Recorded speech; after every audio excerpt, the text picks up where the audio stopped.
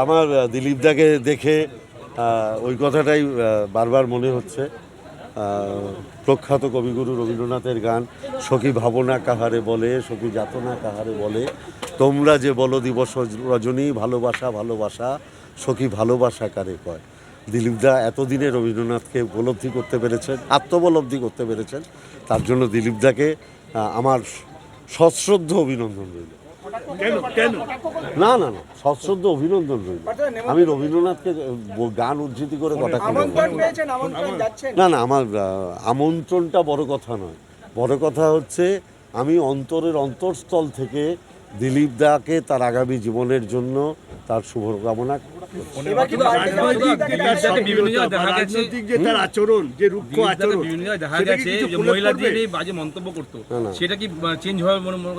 দেখুন, এটা দিলীপ দার সম্পূর্ণ ব্যক্তিগত বিষয়।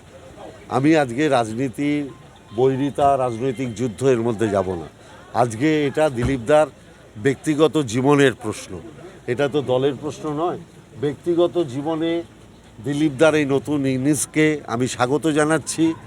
আমি তার আগামী দিনগুলো যাতে খুব ভালো করে কাটে, আমি তার অনুজ হিসাবে আমি সেই শুভকামনা করছি।